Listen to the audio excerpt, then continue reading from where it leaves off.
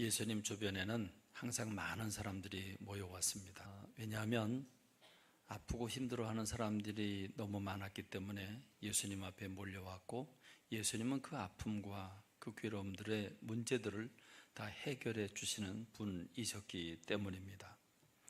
우리는 마가복음 1장에서 예수님의 하루 일과가 얼마나 빡빡하게, 얼마나 피곤하게 이루어지는가를 엿볼 수가 있습니다.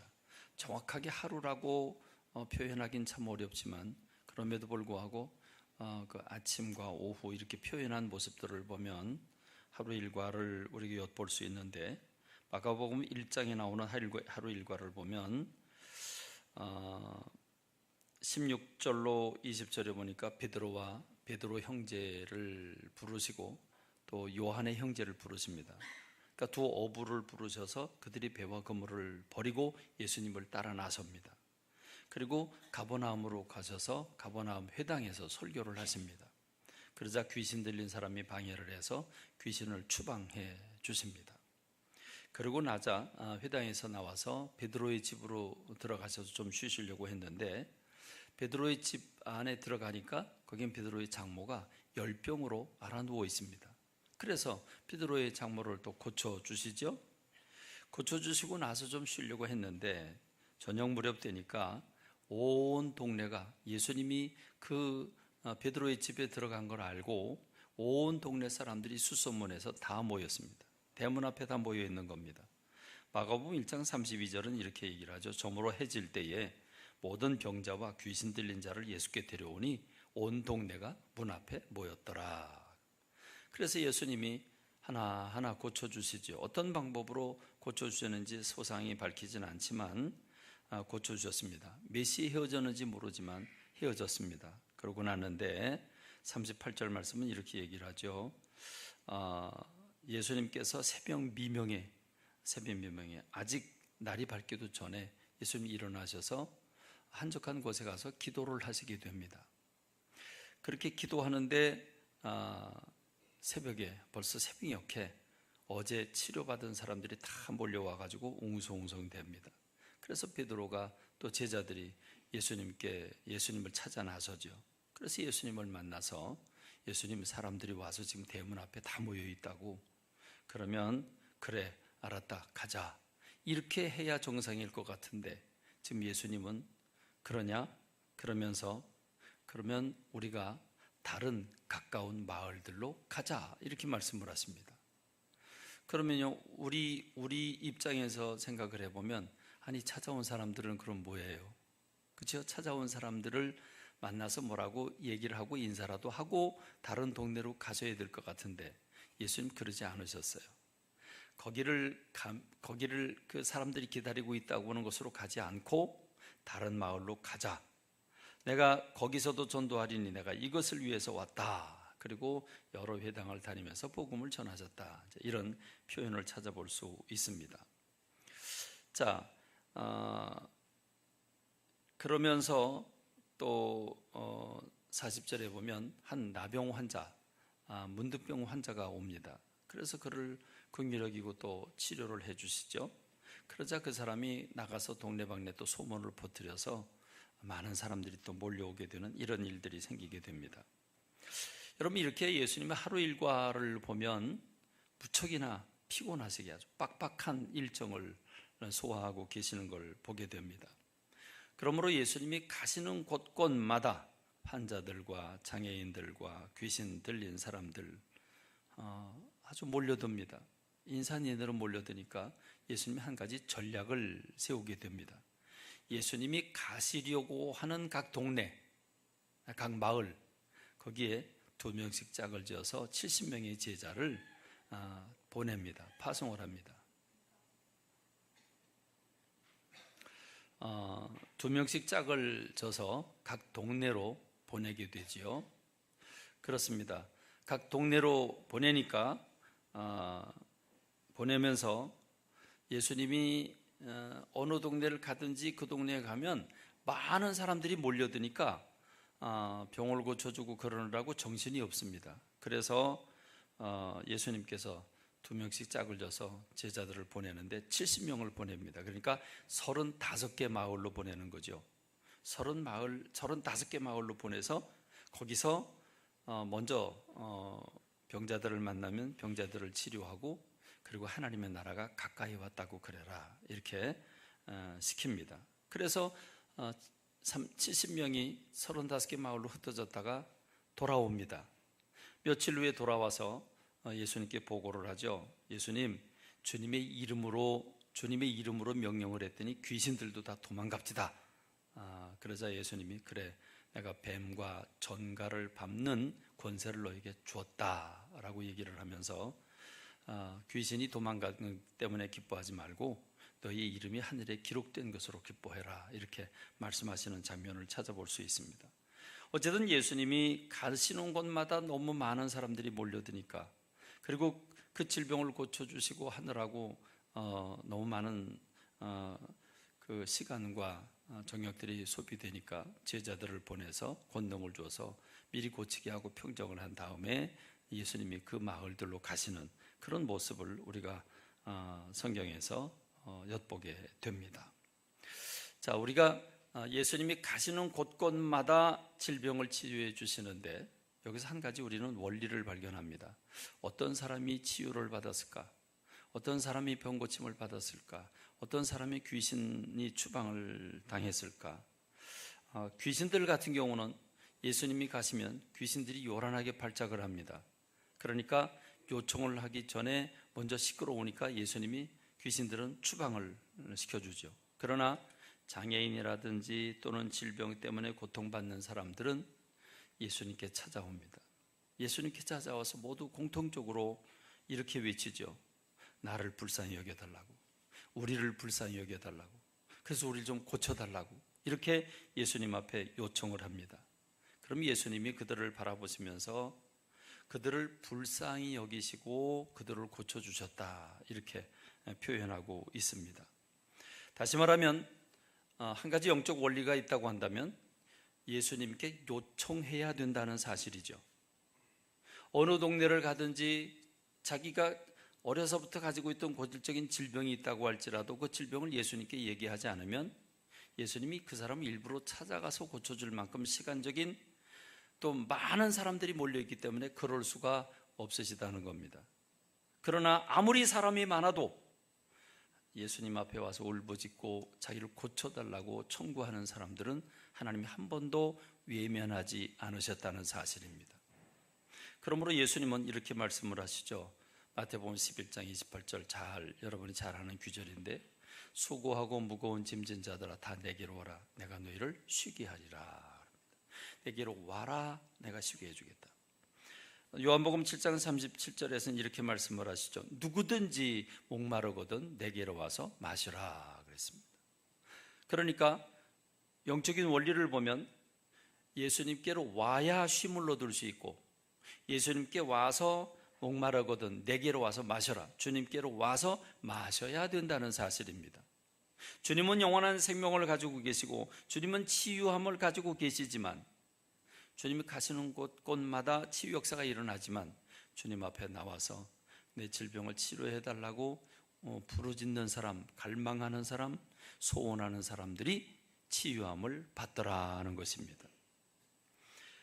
마태복음 9장 27절에 보면 두 맹인이 따라오면서 소리를 지릅니다. 다윗의 자손이여 우리를 불쌍히 여기소서. 또 가난한 여자가 자기 딸이 흉악하게 귀신 들렸다고 나를 불쌍히 여겨달라, 이렇게 주님 앞에 찾아와서 애를 씁니다. 그런가 하면 나병 환자도 그렇고 예수님께 오는 사람들이 하나같이 우리를 불쌍히 여겨달라, 나를 불쌍히 여겨달라, 이런 요청을 합니다. 그러면 예수님은 그들을 바라보면서 그들을 불쌍히 여기는 마음을 가지시고 그들을 치유해 주셨다는 것입니다. 그러니까 예수님께 요청한 사람들은 한 사람도 예외 없이 다 고침을 받았다는 사실입니다. 마가복음 1장 40절로 42절에 보니까 한 나병 환자가 예수님께 와서 무릎을 꿇고 엎드려 간구를 합니다. 원하시면 저를 깨끗게 하실 수 있습니다. 원하시면 저를 깨끗게 하실 수 있습니다. 그랬더니 예수님께서 불쌍히 여기사, 손을 내밀어 손을 내밀어서 예수님이 그에게 대시면서 내가 원하노니 깨끗함을 받아라. 나도 원한다. 깨끗함을 받아라. 주님이 원하시면 깨끗하게 할 수 있습니다. 그래, 나도 원한다. 깨끗함을 받아라. 이렇게 말씀을 하십니다. 맹인 두 사람이 예수님께 찾아옵니다. 맹인 두 사람이 길가에 앉아 있다가 예수님이 지나가시니까 사람들이 웅성웅성거리면서 무슨 일이냐라고 물었겠죠. 그러니까 예수님이 지나가신다고. 그러니까 그 소리를 듣자마자 소리를 지릅니다. 뭐라고? 주여, 우리를 불쌍히 여기소서, 다윗의 자손이여 라고 외칩니다. 그러니까 사람들이 시끄럽다고 좀 잠잠하게 있으라고. 소경들이 길가에 앉아 있다가 웅성거리는 소리 때문에 이렇게 막 부르짖으니까 조용히 하라고 그럽니다. 그랬더니 그들은 더욱 소리를 질렀다. 더 소리를 질렀다. 우리를 불쌍히 여겨달라고 그렇게 더 소리를 지릅니다. 예수님이 가시다가 그 소리를 듣고 멈춰 서십니다. 그리고 그들을 부릅니다. 그 소경을 부르죠. 부르고 내가 너에게 뭘 해주랴? 내가 뭐 해주면 좋겠냐? 그랬더니 주여, 우리의 눈뜨기를 원합니다 라고 분명하게 요청을 합니다. 그랬더니 예수께서 불쌍히 여기사 그들의 눈을 만지시니 보게 되어 예수를 따르더라 이렇게 말씀하고 있습니다. 그렇습니다. 예수님께 찾아오는 사람들, 비록 주변 사람들이 시끄럽다고 조용히 하라고 그래도 그들은 멈추지 않고 계속해서 예수님 앞에 부르짖었고 청구했고, 그러자 내가 뭘 원하느냐? 주님은 그들에게 그 요청을 물었고 그들이 분명하게 요청을 했을 때 주님은 그들의 믿음을 보시고 그들을 고쳐주시는 장면을 우리가 만나게 됩니다. 그렇습니다. 오늘 우리가 읽은 본문은 오병이어의 사건입니다. 오병이어 아주 유명하죠. 보리떡 5개, 물고기 2마리로 여자와 또 아이들은 숫자로 헤아리지 않았고 남자들만 5,000명이 먹었다 이렇게 얘기하고 있습니다. 오늘 이 오병이어 사건도 동일한 맥락에서 이해하면 됩니다. 똑같은 분위기입니다. 자, 오늘 본문 이렇게 시작을 하죠. 마태복음 14장 13절에서 예수께서 들으시고 배를 타고 떠나사 따로 빈들에 가시니 무리가 듣고 여러 고을로부터 걸어서 따라간지라 이렇게 말합니다. 자, 여기서 예수님께서 뭔가 들으셨어요. 자, 13절 이전의 말씀을 보면 세례 요한이 헤롯 왕에 의해서 목베어 죽임을 당했다고 하는 소식을 제자들에게 듣습니다. 그걸 듣자 예수님 마음이 어떠셨겠어요? 마음이 참 찹찹하셨겠죠. 세례 요한은 누굽니까?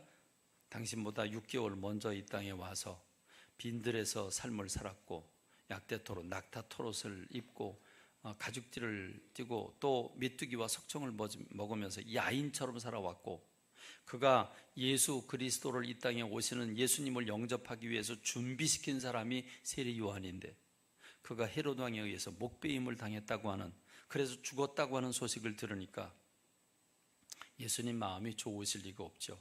그래서 조용히 혼자 있고 싶으셨습니다. 그래서 갈릴리 호수 지금 그 마을에서 배를 타고 건너편으로 건너가신 겁니다. 그래서 혼자 계시려고 했던 겁니다. 그런데 사람들이 예수님이 가시는 모습을 보고 다 배를 탈 수는 없으니까 그들이 돌아서 마을을 삥 돌아서 예수님이 가시는 곳으로 지금 가고 있는 건데, 배를 타고 지름길로 가로질러 가신 예수님보다 사람들이 먼저 왔습니다. 이 부분을 똑같이 이 마태복음과 달리 마가복음은 이렇게 설명을 하고 있습니다. 마가복음 6장 32절에 보니까 이에 배를 타고 따로 한적한 곳에 갈새 그들이 가는 것을 보고 많은 사람이 그들인 줄 안지라. 예수님과 제자들의 일행인 줄 알았다는 거죠. 그래서 모든 고을로부터 도보로 그곳에 달려와 그들보다 먼저 갔더라. 예수님이 좀 한적한 곳에 가서 혼자 생각하시고 좀 쉬시려고 했는데 사람들이 예수님의 일행을 알아보고서 그들이 빙 돌아서 오는데 가는 마을마다 사람들이 더 늘고 해서 지금 남자만 5,000명이나 되는 어마어마한 사람들이 모인 겁니다. 그러니까 원래 이런 데는 애들이 더 많죠. 그리고 여자들과 아이들 숫자를 다 포함하면 10,000명, 15,000명, 20,000명을 헤아린다고 볼 수 있습니다. 여러분, 10,000명이라고 하는 숫자를 다 모아보세요. 10,000명이 한 자리에 앉아 있다고 가정해 보십시다. 얼마나 많을까요? 상당히 많을 겁니다. 여러분 생각해 보시죠. 그렇게 먼저 달려와서 예수님 배 타고 가시는데 먼저 달려와서 구름대처럼 있는 사람들을 보시니까 예수님의 마음이 짠하신 겁니다. 세리 요한의 생각에 사로잡힐 시간이 없는 겁니다. 마음의 여유가 없는 겁니다. 그들을 바라보시고 예수님께서 그들의 질병을 고쳐주시는데, 이 마태복음 14장, 오늘 우리가 읽은 14절 말씀은 예수께서 나오사 큰 무리를 보시고, 이 어마어마한 무리를 보시고 불쌍히 여기사 그 중에 있는 병자를 고쳐주셨다, 이렇게 표현하고 있는데, 마가복음에 보면 예수님께서 나오사 큰 무리를 보시고 목자 없는 양 같음을 인하여 불쌍히 여기사 이에 여러 가지로 가르치시더라 그랬습니다. 자, 여기선 마가복음은 하나를 더 덧붙였죠. 목자 없는 양 같음을 보셨다 그랬습니다. 자, 양이 목자가 없어요. 목자가 없으면 양이 어떻게 되겠습니까? 다 뿔뿔이 흩어지죠. 그러면 늑대나 사자들의 밥이 될 수밖에 없죠. 그들이 제대로 꼴을 찾아 다닐 수도 없습니다. 목자 없는 양처럼 유리하고 방황하는 그런 양들과 같은 사람들의 모습을 본 겁니다. 그들이 가지고 있던 지병들과 귀신 들림과 장애들과 이런 걸 가지고 괴로워하고 아파하는 사람들이 예수님 가시는 곳곳마다 몰려드는 그런 상황을 보시니까 예수님 가슴이 너무 아프셨습니다.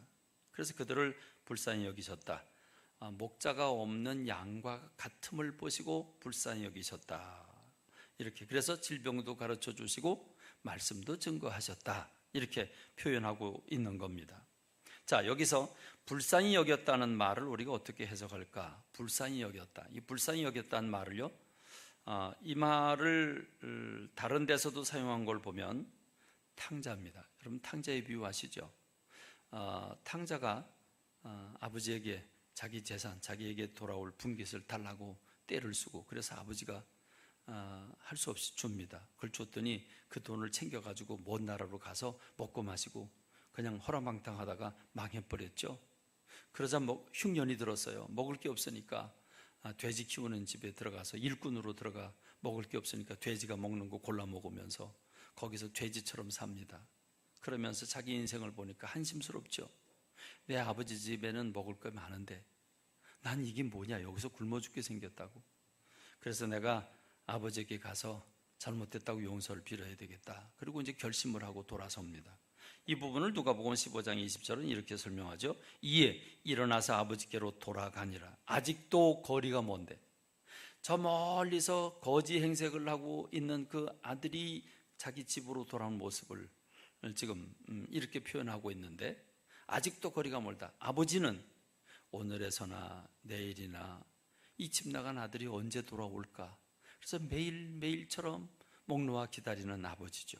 먼 발치에서 보니까 아직도 거리가 먼데, 그게 몇 킬로인지 몇 백미터인지 모르겠습니다. 아직도 거리가 먼데 아버지는 한눈에 알아봅니다. 한눈에 알아보니까, 한눈에 알아보고 어떤 마음을 가졌습니까? 여러분, 부모가 집 나간 자식이 다 거지 행색으로 돌아오면 그 부모가 어떤 마음이겠습니까? 측은히 여기는 마음입니다. 이 측은히 여기는 마음을 가지고 달려갑니다. 나이든 아버지가 달려가서 목을 안고 입을 맞추는 이런 모습을 누가복음이 설명을 해주고 있는데, 여기 측은히 여겼다는 말, 이 측은히 여겼다는 말이 불쌍히 여기셨다는 말과 똑같은 헬라어 원어로 스폴랑크 니조마이라고 하는 말인데 똑같은 단어입니다. 근데 한쪽에서는 불쌍히 여겼다는 말을 쓰고, 지금 이 탕자의 비유에서는 측은히 여겼다, 이렇게 단어를 사용하고 있는 겁니다. 그렇습니다. 목자 없는 양과 같이 유리하고 방황하는 그들의 모습을 보고서 그들을 불쌍히 여겼다, 측은히 여겼다. 그래서 여러 가지로 가르치시고 또 병도 고쳐주셨다, 이렇게 해석할 수 있는데, 여러분, 그렇게 병을 고쳐주시고 그렇게 말씀을 증거하다 보니까 시간이 언제 가는지 흘러갑니다. 예수님의 설교가 빠져들어가죠. 그래서 사람들이 시간 가는 줄 모르고 말씀을 듣다가 그만 어둑어둑해지는 겁니다. 이제 제자들이 걱정이 됩니다. 그래서 예수님께 옵니다. 예수님, 지금 여기는 빈들이고 이 많은 사람을 먹일 수 있는 우리가 뭐 빵이나 먹을 게 아무것도 없고, 그리고 이 주변에는 가게도 없는데 주님 빨리 이들을 돌려보내야 되지 않겠습니까? 라고 제자들이 걱정이 되니까 예수님께 와서 묻는 거죠. 그랬더니 여러분, 예수님이 전혀 예상 밖의 말씀을 주십니다. 그래, 알았어, 그럼 이제 보내야지. 여러분, 이렇게 해야 정상이지 않습니까? 근데 예수님 뭐라고 그럽니까? 아니다, 갈 것 없다. 너희가 먹을 걸 주어라.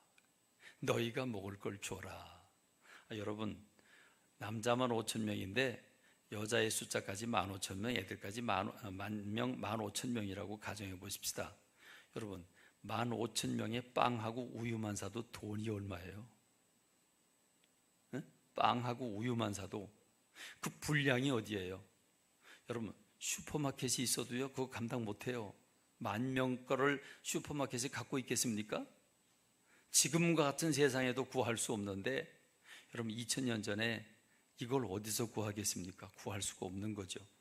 근데 여러분, 예수님이 무슨 의도로 갈 것 없다, 너희가 먹을 걸 주어라 그러셨을까요?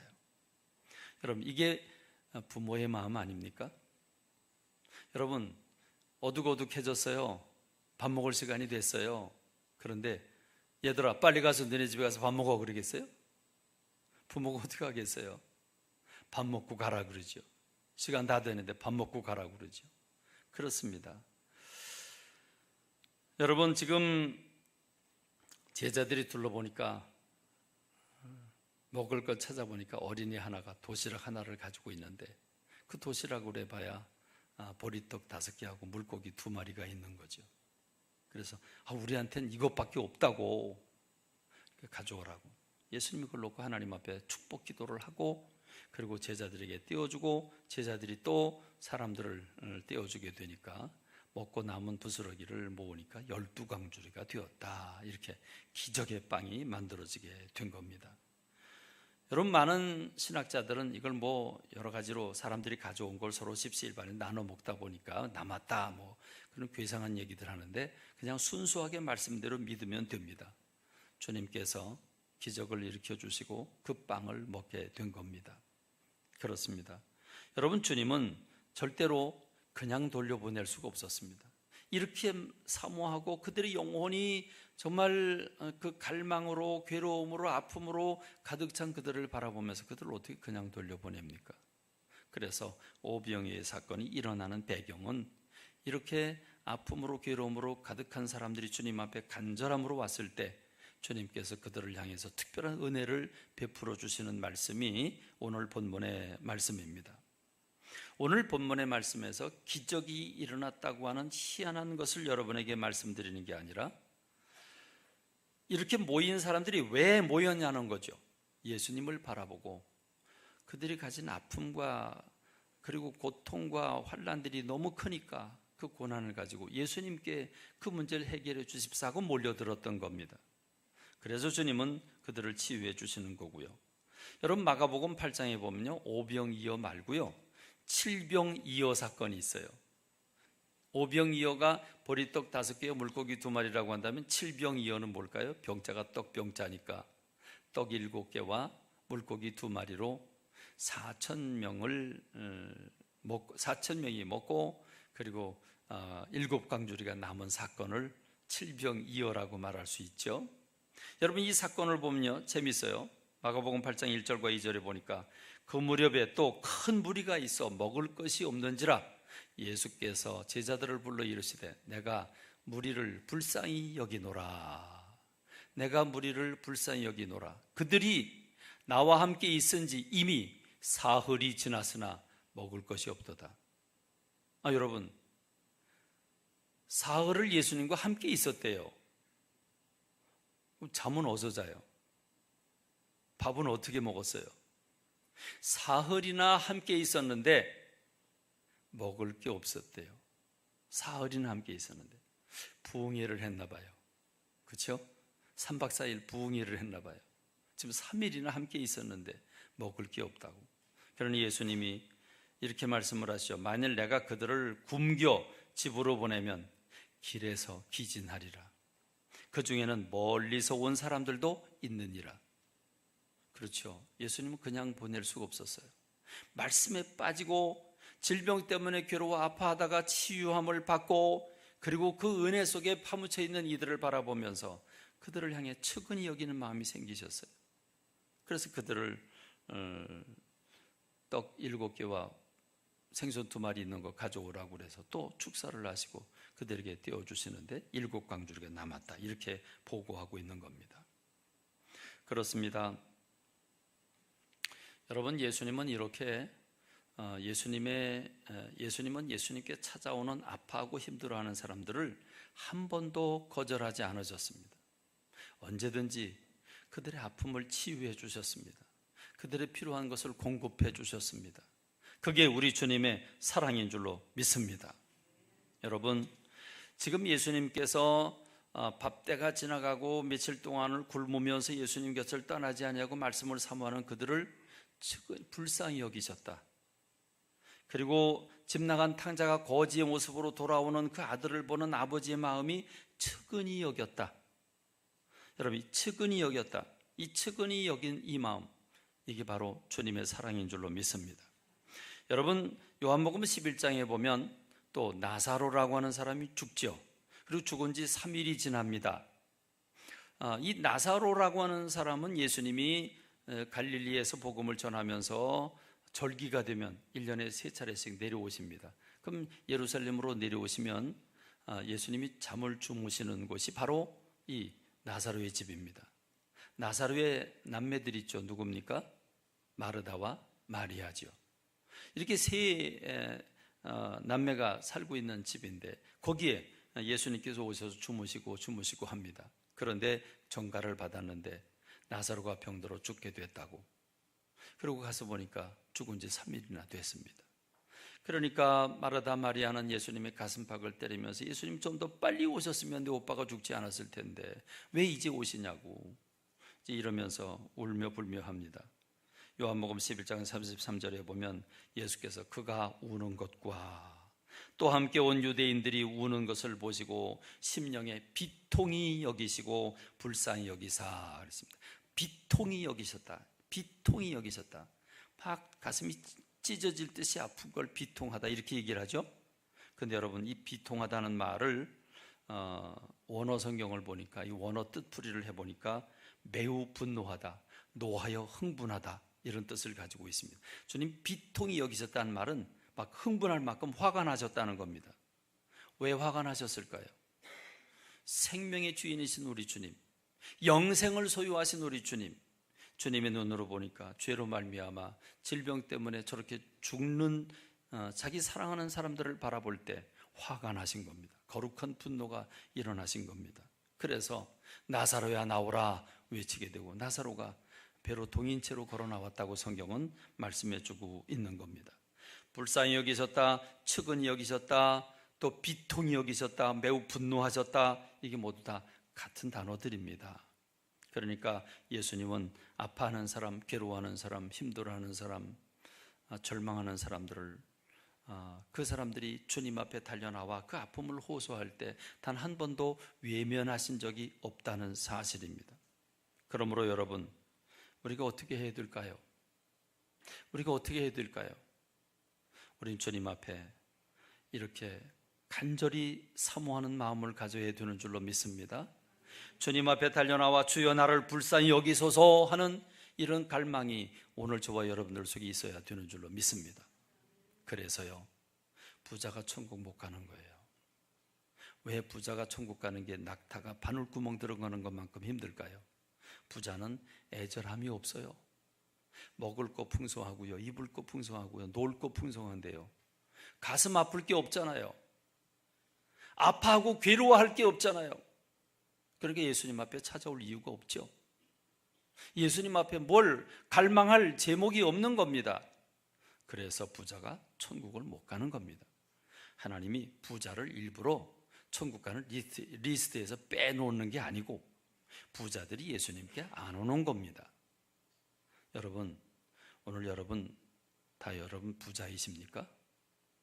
여러분, 여러분의 마음은 어떠십니까? 성경은 이렇게 말하고 있죠. 부자가 천국 가기야 낙타가 바늘 구멍 들어가기만큼 힘든데 마음이 가난한 사람, 심령이 가난한 사람은 천국이 저희 것이라고. 애통하는 사람은 위로를 받는다고. 온유한 사람은 땅을 소유로 받을 것이고, 의에 줄이고 목마른 사람들은 배부를 것이라고. 그렇습니다. 어떤 사람이 배부릅니까? 주님 앞에 찾아와서 울부짖는 사람입니다. 그렇습니다. 오늘 저와 여러분들의 삶이 많이 좋아졌죠. 직장도 다니고 이젠 집도 다 소유를 하고, 이젠 그리고 생일이 되고 좋은 날이 되면 나가서 외식도 하고, 그렇죠? 이젠 해외여행도 하고 좋아졌어요. 그러다 보니까 점점 더 좋은 삶의 질, 점점 더 안락하고, 점점 더 맛있고, 좀 더 화끈하고, 좀 더 뭔가 좋은 거 없나? 우리가 이렇게 사치와 향락을 따라가다가 우리가 받은 구원을 잃어버릴까 봐 걱정됩니다. 여러분, 오늘 우리에게 이 장애인처럼, 소경처럼, 나병 환자처럼 사람들과 함께 살지 못하고 떨어 쫓겨나서 살아야 하는, 격리돼서 살아야 하는 나병 환자와 같은 애절함이 있습니까? 이 맹인과 같은 애절함이 있습니까? 맹인이 할 게 뭐가 있어요? 길거리에 앉아서, 모르긴 하지만 넓적한 의자에 앉아가지고 둘이 그냥 입하고 하거나 멀거니 앉아 있었겠죠. 웅성웅성하고 사람들 지나가면서 시끄러우니까 뭐야 이거 무슨 일이야? 아, 예수님이 지나가신다고. 그 소리 듣고 눈은 못 열겠죠, 그렇죠? 귀가 번쩍 열리고, 그리고 소리를 지르는 거죠. 주여 우리를 불쌍히 여겨달라고, 우리를 불쌍히 여겨달라고. 그렇게 울부짖어 기도할, 그 울부짖을 때 우리 주님 멈춰 서시고, 내가 뭘 해줬으면 좋겠냐? 눈뜨기를 원합니다. 나도 원한다. 내 눈뜨기를 원한다. 그렇습니다. 오늘 저와 여러분들에게는 이 갈망이 있어야 되는 줄로 믿습니다. 이 사모함이 있어야 되는 줄로 믿습니다. 목마른 사람에게 물이 맛있죠. 배부른 사람에게 물이 맛이 있을 리가 없지요.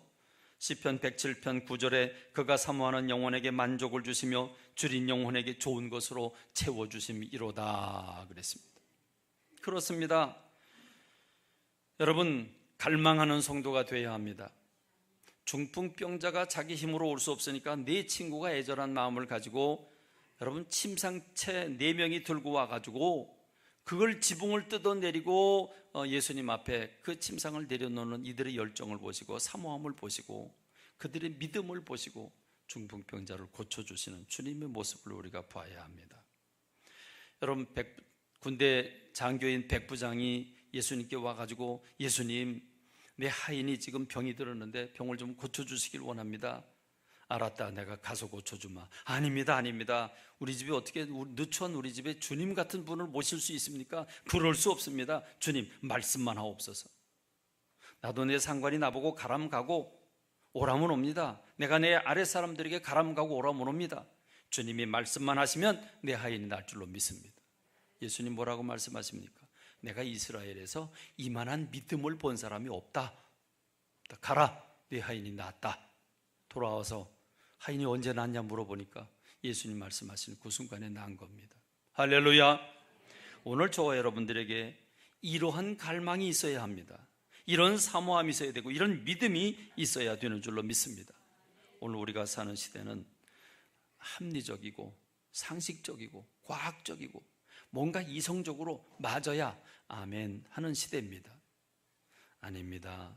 오늘 우리가 마음을 열고 예수님 앞에 소경처럼 달려가야 되고 나환자처럼 달려가야 되는 줄로 믿습니다.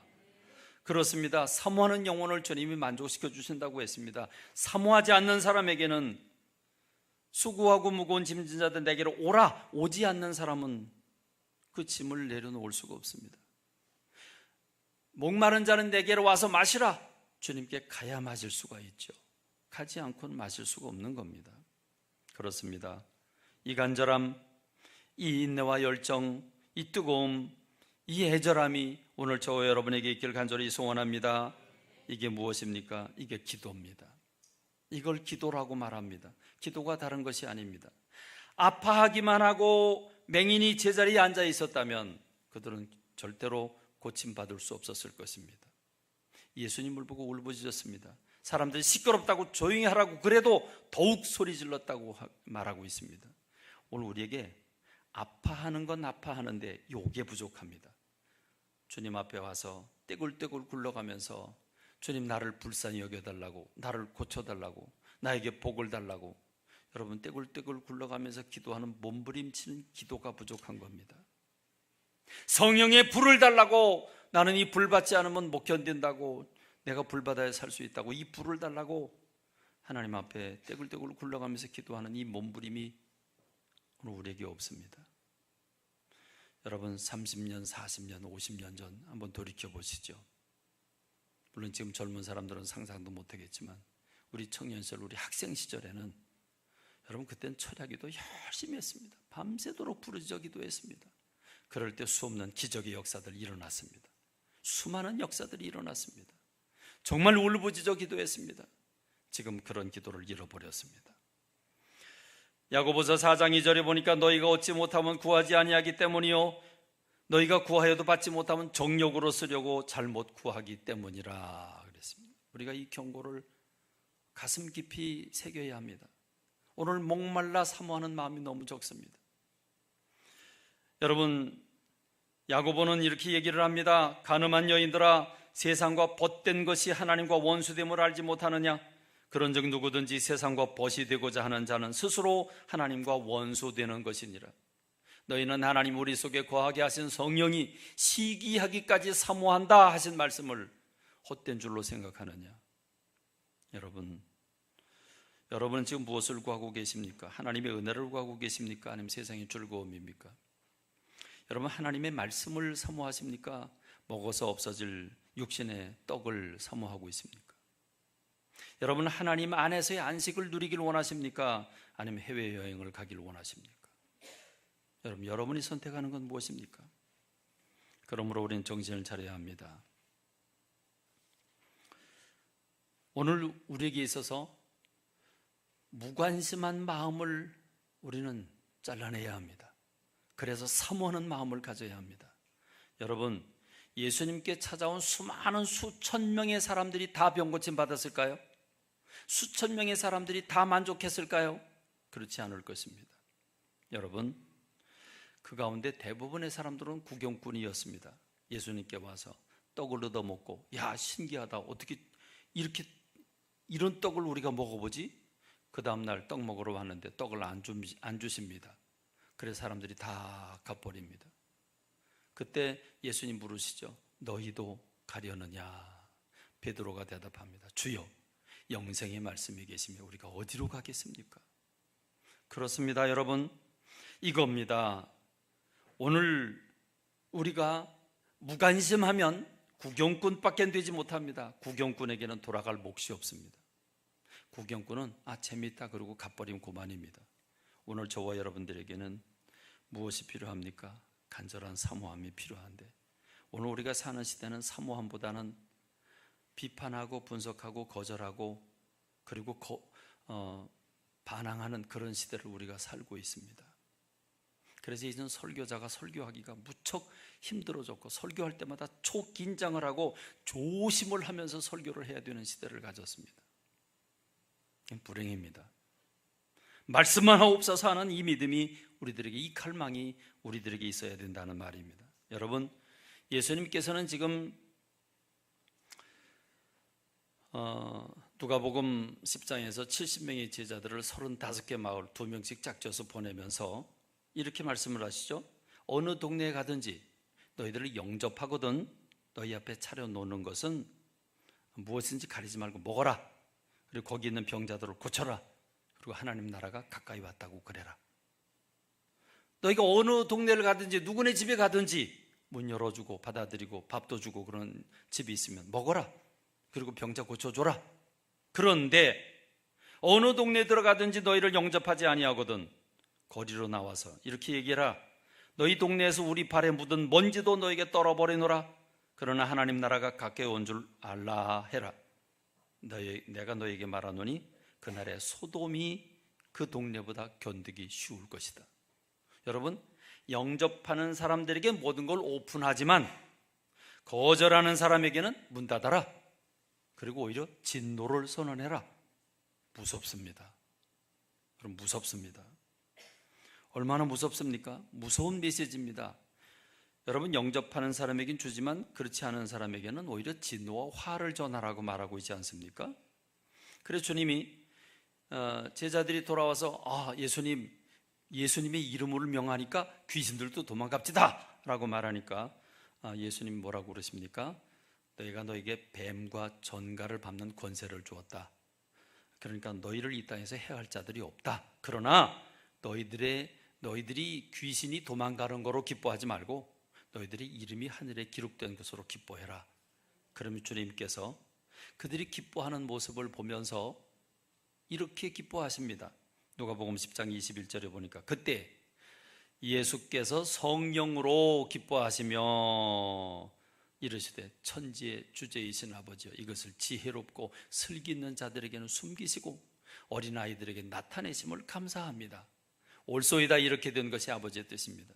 세상의 원리는 지혜롭고 슬기 있는 사람들은 다른 사람은 모르지만 빨리 알아차리는 게 세상의 원리입니다. 그런데 영적인 원리는, 영적인 말씀은 지혜롭고 슬기롭다고 하는 사람에겐 숨겨졌는데 난 잘 모른다고 겸손하게 자기를 부인하는 어린아이와 같은 사람에게는 열려졌다는 것입니다. 그러면 여러분, 말씀을 받고 그리고 질병을 가지고 있고 내가 고통과 아픔을 가지고 있고 절망적인 사건이 있을지라도 주님 앞에 나와 어린아이처럼 나를 불쌍히 여겨달라고, 내게 은혜를 베풀어 달라고 부르짖는 사람들에게는 하나님이 한없이 주신다는 말씀입니다. 그러나 영접하지 아니하고 받아들이지 않는 사람에게는 오히려 안 줄 뿐만 아니라 화가 임하게 된다고 말씀하고 있는 겁니다. 마태복음 8장 11절로 12절 내가 너에게 이르노니 동서로부터 많은 사람이 이르러 아브라함과 이삭과 야곱과 함께 천국에 앉으려니와 그 나라의 본 자손들은 바깥 어두운 데 쫓겨나 거기서 울며 이를 갈게 되리라 했습니다. 여러분, 구경꾼은 왔다가 떡 얻어먹고 떡 없으면 가버리고 맙니다. 구경꾼에겐 돌아갈 몫이 없습니다. 반대로 여러분, 바리새인, 제사장, 서기관 이런 사람들은 예수님 이 땅에 복 주시기 위해서 오셨는데 이들은 화 있을진저 너 바리새인아 그랬습니다. 왜요? 똑같은 동일한 사건입니다. 여러분, 손이 말라져서 비틀어진 사람 보니까 예수님 너무 가슴이 아파서 불쌍히 여기시고 그 손을 펴줬어요. 고쳐주셨어요. 근데 여러분, 바리새인들은, 제사장은, 서기관들은 왜 안식일날 병을 고쳐주냐고, 왜 안식일날 병 고쳐주냐고. 여러분, 이 사람들 의식 속에는 손이 말라 비틀어진 사람이 조금 더 불쌍해 보이지 않았어요. 조금 더 불쌍히 여기는 마음이 없었어요. 그런데 예수님 불쌍히 여긴 마음이 있었어요. 38년 동안 허리가 꼬부라져서 인생다운 인생을 살지 못한 사람을 보면서 예수님 너무 안타까우셨어요. 고쳐주셨어요. 그런데 바리새인들은 왜 안식일날 병을 고쳐주냐? 그들은 법을 따졌어요. 그들은 똑같은 메시지에 똑같은 사건에 그들은 책 잡으려고, 시비 걸으려고, 문제 삼으려고 예수님을 관찰하고 있었던 겁니다. 오늘 우리가 마음을 열고 사모하면 다 은혜가 됩니다. 동일한 말씀인데 어떤 사람은 눈물 흘리면서 받게 되고 어떤 사람들은 화가 나서 교회를 떠납니다. 이게 오늘의 현실입니다. 그런데 이것은 2000년 전의 현실이고 오늘의 현실이고 동일합니다. 어느 시대나 동일합니다. 그러므로 우리가 겸손히 사모함으로 믿음으로 받으면 그게 능력인 줄로 믿습니다. 아멘. 할렐루야. 여러분 모두가 그렇게 순수하고 깨끗한 영혼 가지게 되기를 간절히 소원합니다. 저는 결론적으로 우리 주변을 바라보기를 원합니다. 여러분 주변을 보십시오. 직장의 상사들을 보십시오. 아랫사람 동료들을 보십시오. 여러분 이웃 사람들을 보십시오. 차는 좋은 차를 타고 있고 여행도 다니고 화려한 옷들을 입고 내로라고 살고 있지만 속이 얼마나 공허한 가운데 살고 있습니까? 얼마나 속으로 절망하고 있습니까? 여러분 그걸 보셔야 합니다. 육신의 소경이고 육신의 다리가 없고 육신적으로 질병 때문에 고통받고 있는 사람은 오히려 행복합니다. 겉으로 멀쩡하고 부자고 요란하고 지위가 높은데 속은 공허한 사람은 정말 불행한 사람입니다. 이 사람은 어디가 교회 가서 엎드리지도 못하는 사람들입니다. 그런 사람들 어떻게 되겠습니까? 우리가 가야 합니다. 우리가 그들을 찾아가야 합니다. 여러분, 그들에게 예수 그리스도를 소개해야 됩니다. 여러분, 예수님 뭐라고 그러시죠? 예수님이 갈 것 없다, 너희가 먹을 걸 줘라. 갈 것 없다, 너희가 먹을 걸 줘라. 여러분, 예수님께서 내가 너희에게 뱀과 전갈을 밟으며 원수의 모든 능력을 제어할 권능을 주었으니 너희를 해칠 자가 결코 없으리라. 할렐루야. 오늘 이 말씀을 오늘 저와 여러분들에게도 동일하게 주신 줄로 믿습니다. 안 믿는 사람들 보면서 부자라고, 그리고 큰 집 산다고, 높은 사람이라고 여러분 두려워하지 마십시오. 여러분 부담감 가지지 마십시오. 담대하게 여러분이 가진 능력, 주님이 주신 능력, 그걸 믿고 담대하게 그들의 공허함을 깨우치는 여러분 되기를 바랍니다. 그래서 우리들에게 지금 필요한 것은 구령열입니다. 영혼을 사모하는 마음입니다. 예수님이 찾아오는 사람들을 바라보고 불쌍히 여기시고 측은히 여기시고 비통히 여기셨습니다.